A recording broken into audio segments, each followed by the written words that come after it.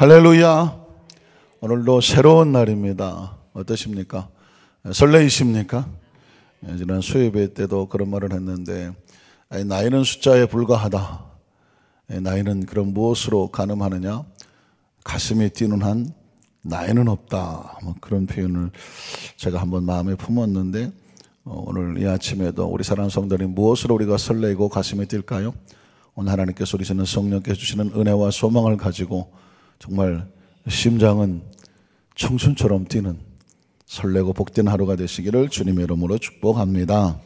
한번 따라 하실까요? 공의가 생명을 지켜냅니다. 이런 제목으로 말씀 은혜를 나누기를 원합니다. 운전을 하다가 보면 여러 가지 크고 작은 접촉사고가 나게 되죠.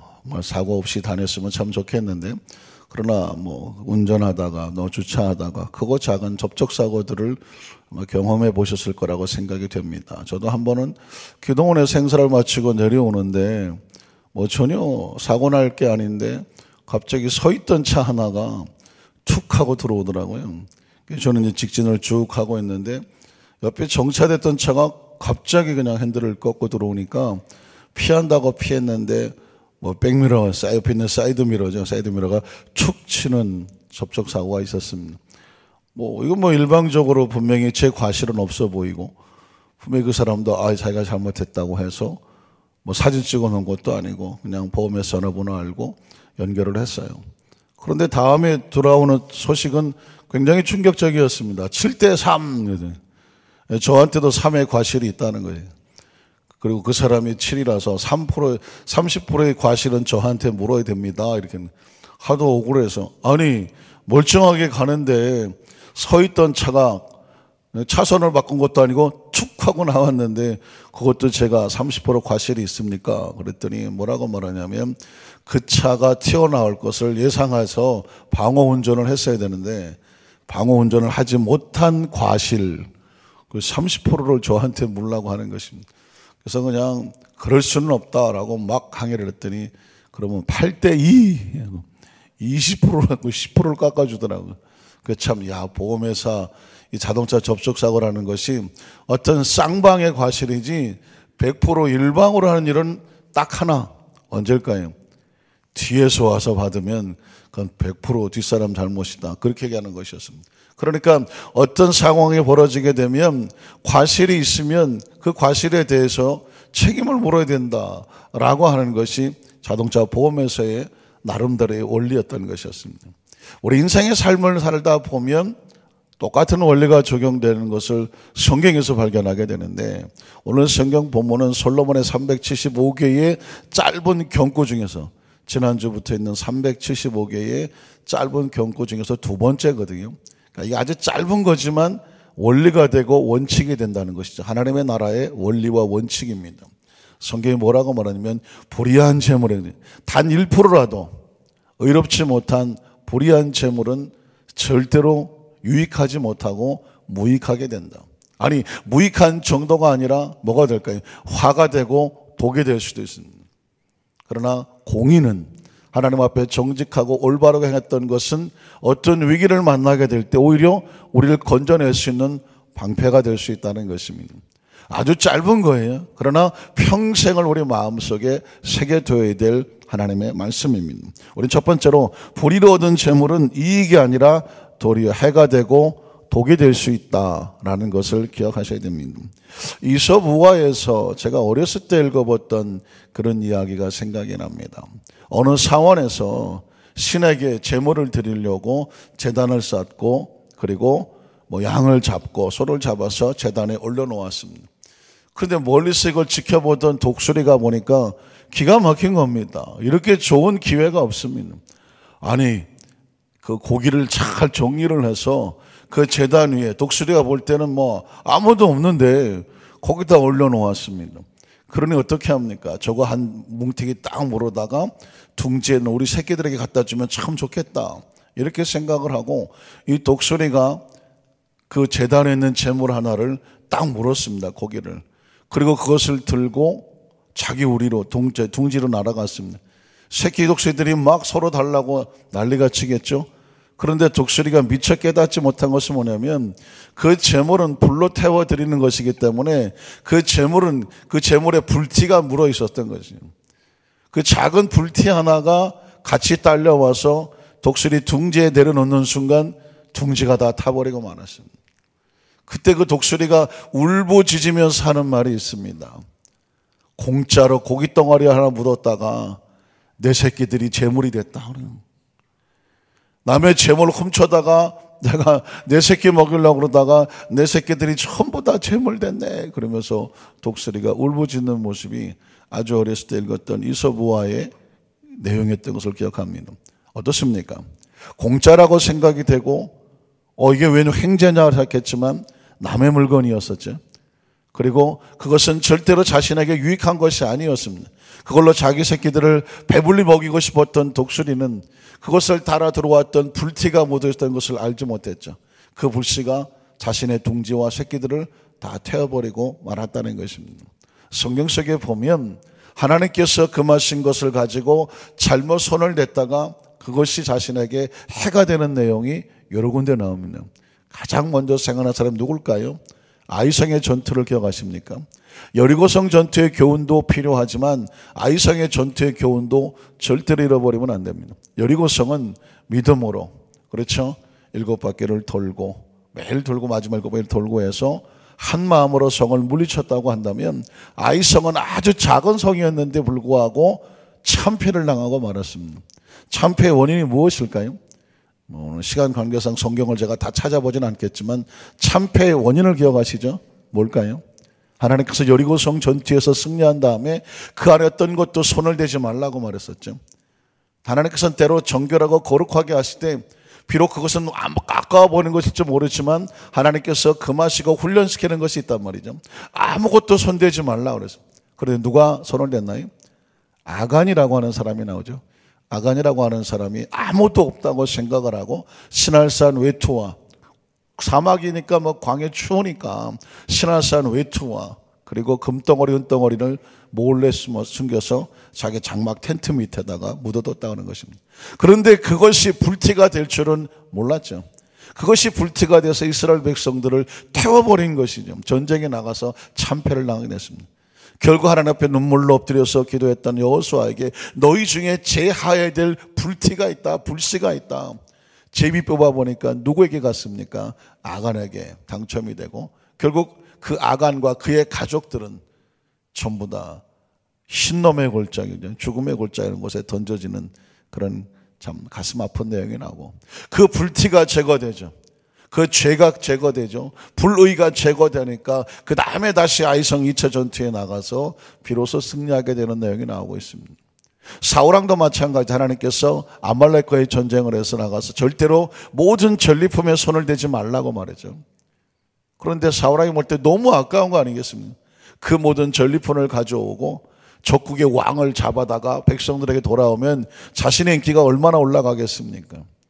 그래서 그는 하나님의 말씀보다는 자신의 이익을 가지고 그 재물, 잘못된 불티들을 잔뜩 가지고 돌아오게 됩니다. 결국 그것 때문에 사울왕은 그 작은 불티 하나를 가졌다가 그 하나님으로부터 버림받는 가슴 아픈 상황이 벌어지게 됐습니다.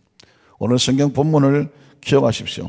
잠언 10장 2절에 보니까 불의의 재물은 뭐하다. 재물이라고 하는 단어는 굉장히 좋은 단어 아닙니까? 얼마나 정말 소중한 단어이고 얼마나 필요한 단어입니까? 그런데 그 재물에도 의미가 있어요. 불의의 재물은 뭐하게 된다. 무익하게 된다. 오늘날과 같이 물질 만능 중에 돈이 있으면 모든 것이 해결되는 것 같은 그런 우리 정말 이 삶의 속에서 재물이라고 하는 것은 굉장한 유혹입니다. 그런데 그 유혹에는 그것이 잘못된 것일 경우에는 나에게 유익이 되지 아니하고 무익하다는 것이죠. 여러분 혹시 신문에 보셨습니까? 5월 8일 어버이날 무참하게 처참하게 자식들에게 살해당한 아버지의 이야기가 나왔습니다. 그래서 그 40대 아들과 딸이 5월 8일 날 어버이날 70대 이상 되신 아버지를 살해해서 큰 통에다가 담고 시체 썩는 냄새가 날까 봐 락스를 갖다가 부어버리고 나름은 완전 범죄를 노렸지만 그 죄가 들통이 나서 경찰에 검거됐을 때 그 아들, 딸들이 울부짖었답니다. 난 아무런 거리낌이 없다. 자기 아버지를 죽여놓고도 거리낌이 없다. 내 신상 명세를 공개해도 좋다. 그렇게 막 소리를 질렀다는 것입니다. 그래서 많은 사람들은 생각하기를 아마도 어렸을 때 이 남매를 아버지가 뭐 성적으로 폭행했거나 아니면 뭔가 그 아들, 딸들의 가슴 속에 아버지를 죽이지 않으면 안 될 만한 뭔가 무서운 일이 있었나 보다 지레 짐작을 했었습니다. 나중에 뚜껑을 열고 정확한 실체를 알고 보니까 그 아들, 딸들이 별로 직업도 없고 수입도 없고 그렇게 살아가는 가운데 그 아버지가 그 75세 정도 되시는데 73세 먹은 어떤 이제 여성을 황혼에 이렇게 사귀셔갖고 가난하면 아파트를 갖다가 자식들에게 유산으로 가지 아니하고 그 여인에게 넘어갈까봐 자식들이 아버지에게 항변하고 그 아파트 빨리 팔아서 우리한테 달라. 그랬더니 아버지는 그건 안 된다. 결국 돈 때문에 그랬던 것입니다. 돈 때문에. 그 돈을 자기들에게 주지 않는다고 그 아버지가 혹시라도 그걸 팔아서 그 아버지가 새로 새긴 그 여인에게 그 아파트를 줄까봐 결국은 아버지를 살해해서 그 통에다가 담아서 완전 범죄를 꿈꿨다는 거예요. 그리고 나서도 자기들은 아버지를 죽인 것에 대해서 전혀 양심의 가책도 없고 우리의 신상을 공개해도 좋다고 말했다고 하면 참 돈이라는 것이 얼마나 무섭습니까? 결국 그 불의한 재물은 자신에게 전혀 유익이 되지 않을 뿐더러 독이 되고 화가 되고 아마 살아있어도 천추의 한을 남길 정도로 아버지에게도 한이고 자식들도 한이 아니겠습니까? 둘째로 성경에 보면 그러나 공의는 죽음에서 자신의 생명을 건져내는 방패요 무기가 된다라고 말씀하고 있습니다. 성경 속에 공의를 붙잡고 인생을 걸었던 사람이 있다면 저는 많은 사람들 가운데 요셉이라고 생각이 되어집니다. 요셉이라고 하는 사람은 인간적으로 보면 표현상 참 조심스럽지만 재수가 없고 운도 따르지 아니하고 비참한 운명의 사람이었습니다. 여러분 생각해 보십시오. 그의 아버지 야곱에게는 부인이 4명이나 있었습니다. 부인이 4명이나 있었어요. 그 부인이 4명이나 있었고 그 배달은 그 부인들을 통해서 형제가 12이나 됐었습니다. 그 요셉의 어머니는 그가 태어난 지 얼마 안 돼서 동생을 낳다가 난산으로 인해서 일찍 세상을 떠났습니다. 요셉은 배다른 형이 10명이나 있었습니다. 배다른 형이 10명이나 있다. 이거 얼마나 어려운 상황입니까? 그리고 자기는 아직 나이도 어린데 어머니가 세상을 떠났습니다. 아주 어린 동생 하나를 책임져야 되고 배다른 형들 10명 속에서 틈바구니 속에서 살아남아야 되며 동생을 지켜야 되며 그리고 자기를 돌봐줄 어머니는 이 세상에 없었습니다. 그런 상황 속에서 유일하게 버텨낼 수 있는 것은 뭐냐면 그의 아버지가 유난히 그를 이뻐했었는데 그 아버지의 사랑을 독차지하기 위해서 어쩔 수 없이 그 10명의 형들이 잘못할 때마다 다 아버지한테 일러 바쳤습니다. 그러니 형들로부터 미움을 받을 수밖에 없고 그런 요셉이 아버지에게 사랑을 받으니까 시기를 당할 수밖에 없었습니다. 그러니까 요셉의 자라는 과정 속에는 그 가슴은 상처투성이고 그리고 애정은 결핍되고 그리고 삶은 힘들고 고독했을 것입니다. 오히려 유일한 희망은 아버지였습니다. 아버지가 돌봐주지 않으면 요셉은 사실상 살아갈 방도가 없는 사람이었습니다. 그런데 참 하나님은 참 잔인하지 않습니까? 형들에 의해서 왕따를 당하고 남의 집 노예살에 팔려고 저 애굽으로 팔려 내려갔습니다. 뒤집어 말하면 인간적으로 의지했던 아버지와 단절이 된 것입니다. 요셉은 이 세상 어디에도 의지할 만한 사람이 없습니다. 유일한 희망이 아버지였는데 아버지와 단절돼 버렸습니다. 아버지는 요셉이 죽은 줄 알았죠. 아시는 것처럼 이제 요셉에게 이 세상에 희망은 없습니다. 아마 유일한 희망이 있다고 하면 닥치는 대로 살아남는 방법밖에 없었을 것입니다. 그런데 그 요셉이 선택했던 것은 닥치는 데도 의든 불이든 어떻게든지 살아남겠다는 것이 아니었습니다. 그 상황 속에서 그가 붙잡았던 것은 공의였습니다. 공의란 다른 것이 아닙니다. 주인에게 최선을 다하고 하나님 앞에 최선을 다하려고 하는 거기에 목숨을 거는 모습을 보게 됩니다. 자, 요셉의 고백을 통해서 그가 어떤 정신과 어떤 사고와 어떤 믿음과 어떤 신앙을 가지고 삶을 살았는지를 볼 수가 있습니다. 창세기 39장 7절로 10절을 보면 그 후에 주인의 아내가 요셉에게 눈짓하다가 동침하기를 청하니. 자, 제가 아까 요셉의 어린 시절을 말씀드렸는데 요셉이 지금도 어립니다. 아마 17살에 팔려갔으니까, 그리고 나중에 30에 총리가 되니까 13년 중에 3년은 감옥에 있었고, 그러면 이제 10년 중에, 그러니까 보디발 장군의 집에서 10년이 있었단 말이죠. 그러니까 어느 정도 시간이 흘렀다고 보면 거의 한 8, 9년 됐죠. 그럼 17살에서 한 8, 9년 되면 21, 대여섯 정도밖에 되지를 않았습니다. 가장 혈기방장하고, 그렇죠? 그리고 사실은 가장 그 마음속에 미래에 대한 불투명한 것 때문에 불안할 수 있는 상황이었습니다. 이런 상황 가운데 요셉에게 가장 치명적인 약점은 뭘까요? 제가 말씀드리기를 어려서 어머니를 잃었습니다. 아주 일찌감치 엄마의 사랑을 받아본 적이 없습니다. 제가 애정이 결핍됐다는 표현도 쓰죠. 사랑을 충분히 받고 자라질 못했습니다. 그렇기 때문에 어떤 형태든지 사랑에 대한 갈망이 있었을 것입니다. 그러니까 유혹이라는 것은 이렇게 찾아오는 것입니다. 요셉에게 돈을 준다는 것도 아니었습니다. 요셉에게 다른 어떤 자리를 준다는 것도 아니었습니다. 요셉에게 성적인 유혹으로 다가온 것입니다. 가장 요셉이 견디기 어려운 모습입니다. 물론 그 뒤에 돈도 있었겠고 뭐 자리도 있었겠고 여러 가지 유혹이 있었겠죠. 사실 이것은 그냥 지쳐 지나가는 것이 아니라 아주 치밀하게 계획된 마귀의 유혹일 수 있습니다. 요셉이 과연 이걸 어떻게 견뎌낼까요? 요셉에게 눈짓하다가 동침하기를 청하니 요셉이 거절했다라는 단어에 주목하셔야 됩니다. 요셉이 거절합니다. 사실 거절한다는 의미는 목숨을 잃을 수도 있고 여러 가지 모함을 받을 수도 있고 정말 굉장히 무서운 결과가 기다릴 수도 있는 상황이었습니다. 그런데 요셉은 거절합니다. 이유가 있습니다. 자기 주인의 아내에게 이르되 내 주인이 집안의 모든 소유를 간섭하지 아니하고 다 내 손에 위탁하였으니 이 집엔 나보다 큰 이가 없으며 주인이 아무것도 내게 금하지 아니하였어도 자신이 요셉에게 나름대로 정확한 원칙이 있었는데 주인이 금한 것이 있는데 그것은 당신이다. 당신은 그의 아내입니다. 주인의 아내는 손을 댈 수 없다. 주인의 아내는 주인이 금했다. 이건 사실 요셉은 그 집에서 주인에게 받은 명령에 대한 공의를, 주인에 대한 공의를 지키겠다는 것과 같습니다. 그런데 사실상 요셉의 배후에 그 심장이 깔려있는 것은 뭐냐면 사람에 대한 공의도 중요한데 그 백그라운드는 하나님 앞에서의 공의였습니다. 그런즉 내가 어찌 이 큰 악을 행하여, 그렇죠? 악을 행하여 하나님께 죄를 지을 수 있겠습니까? 라고 말했습니다. 그러니까 비록 나이는 어려요. 20대 중반 그렇게 성숙한 나이는 아닙니다. 오히려 유혹에 더 많이 빠질 수 있는 나이입니다.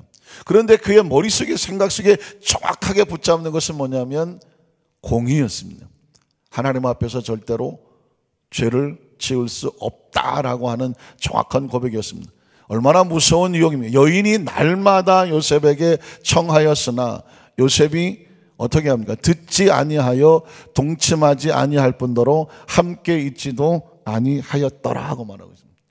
이것이 바로 우리의 신앙생활 속에 상황은 좀 달라요. 처지도 달라요. 어떤 사람에게는 제 물질로, 어떤 사람에게는 어떤 세상적인 어떤 상황 속에서, 어떤 사람에게는 성적인 것으로, 어떤 사람에게는 또 인간 관계 속에서 여러 가지 모습으로 우리에게 집요하게 날마다 청하여 불의하자고 다가올 수가 있습니다.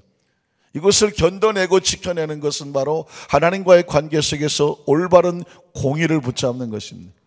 이건 머릿속에, 생각 속에, 의식 속에 부여잡지 않으면 절대로 감정과 기분과 그냥 내키는 대로 내버려 뒀다가는 금방 빠져버리는 수렁과 같습니다. 11절로 12절에 보면 그러할 때 요셉이 그의 일을 하러 그 집에 들어갔더니 그 집 사람들은 하나도 거기에 없었더라. 의도된 것이죠. 그 여인이 그의 옷을 잡고 이르되 나와 동침하자. 그러나 요셉이 자기의 옷을 그 여인의 손에 버려두고 밖으로 나가매. 요셉이 지금 행동한 모습이 상상이 되십니까? 그는 어떻게든지 자기의 의를 지키고 자기의 의를 무너뜨리려고 하는 것으로부터 도망치고 있는 요셉의 모습을 보게 됩니다. 결단이죠. 각오입니다. 그리고 자신의 가치입니다. 목적입니다. 그리고 자신의 삶의 운명을 걸고 있습니다. 이게 신앙입니다. 신앙의 고백입니다. 이것이 자기를 지켜내는 것이라고 하는 것에 요셉은 자신의 생애를 걸고 있습니다. 겉으로 볼 때는 아주 위험해 보입니다. 무서워 보입니다. 어떤 결과가 다가올지를 모릅니다. 그런데 요셉은 어차피 자신이 이 땅에서 의지할 수 있는 것은 아무것도 없습니다. 그런 것에 의지하고 싶지 않았습니다. 불의에 의지하고 싶지 않았습니다. 불의의 어떤 자신의 유익을 구하고 싶지 않았습니다. 자신이 선택한 것은 하나님의 공의에 목숨을 걸었습니다. 그것이 자기를 지켜줄지 안 지켜줄지는 아무도 보장하지 않습니다. 오히려 유일한 것은 하나님밖에 없는 것입니다. 그런데 창세기 40장 12절로 15절에 보니까 요셉이 그에게 이르되 그 해석이 이러하니 그 세 가지는 사흘이라. 지금부터 사흘 안에 바로가 당신의 머리를 들고 당신의 전직을 회복시키리니 당신이 그 전에 술 맡은 자가 되었을 때에 하던 것 같이 바로의 잔을 그의 손에 드리게 되리이다. 당신이 잘 되시거든 나를 생각하고 내게 은혜를 베풀어서 내 사정을 바로에게 아뢰어 이 집에서 나를 건져주셔서. 제가 이 본문을 읽은 것은 뭐냐면 요셉의 마음을 우리가 읽어보기 위해서 그렇습니다. 요셉은 이렇게 고백합니다. 나는 히브리 땅에서 끌려온 자요 여기서도 옥에 갇힐 일은 행한 적이 있습니까 없습니까? 행하지 아니하였습니다 라고 말합니다. 그러니까 요셉은 자기 스스로 양심에 비추어 보여서도 다른 사람 앞에서도 그리고 하나님 앞에서도 스스로 부끄러운 일을 행한 적이 없다라는 고백을 합니다. 무엇을 생각합니까? 이것이 바로 공의라고 하는 것입니다. 결국 요셉은 인정을 받죠. 자, 한 장면만 찾아보고 말씀을 정리하기를 원합니다. 창세기 41장 37절로 45절에 보면 이렇게 하나님의 공의에 목숨을 걸었던 요셉, 누가 인정할까요? 놀랍게도 그것을 인정한 사람은 바로 왕이었습니다. 바로와 그의 모든 신하가 이를 좋게 여긴지라. 바로가 그의 신하들에게 이르되 이와 같이 하나님의 영에 감동된 사람. 사실 눈앞에 보이는 현실에 볼 때는 애굽의 파라오 왕이고, 그리고 한 사람은 이 30대에 히브리 사람이고 왕의 감옥에서 수감됐던 사람이고 죄수의 몸으로 끌려와 있는데 그 파라오 왕이 요셉을 보고 이렇게 말하는 것입니다. 너와 같이 하나님의 영에 감동된 사람 우리가 어떻게 찾을 수 있겠느냐.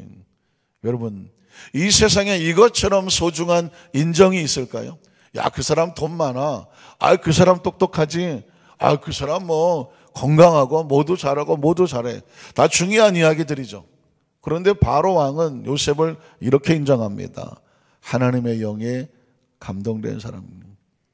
말씀을 정리하기를 원합니다. 이 세상을 살아가다 보면 불의한 재물에 대한 유혹, 재물뿐만 아니라 여러 가지 상황에 대한 유혹이 호시탐탐 우리에게 다가옵니다.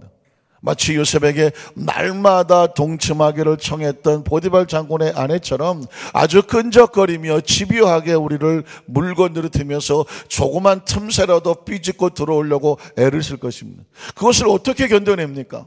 감정으로, 기분으로, 도덕으로, 윤리로, 우리의 정신으로, 수양으로 쉽지 않은 것들입니다.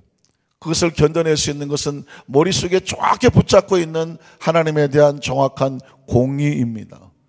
하나님 앞에서 최선을 다해서 떳떳하려고, 깨끗하려고 몸부림치고 그것을 지켜내려고 거절하고 거부하고 때로는 도망치면서 자신을 분리시켜내는 것입니다.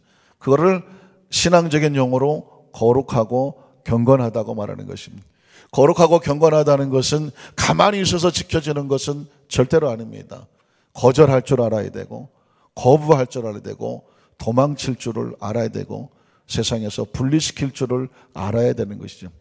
그것이 당장은 아무런 유익이 된 것 같지 않았는데 3년이 지난 다음에 그 공의가 자신을 지켜냈습니다. 그리고 애굽의 총리가 되는 것입니다. 오늘 저와 여러분, 오늘 하루도 공의를 붙잡고 지켜내는 것, 당장은 유익이 없어 보일지도 몰라요. 그러나 그것이 우리의 삶을 지키고 건강을 지키고 생명을 지키고 가정을 지키고 사업을 지키고 신앙을 지키고 직분을 지키고 우리의 생애를 지켜낼 줄로 믿습니다. 이 은혜가 우리 모두에게 마시기를 주의 이름으로 축복합니다.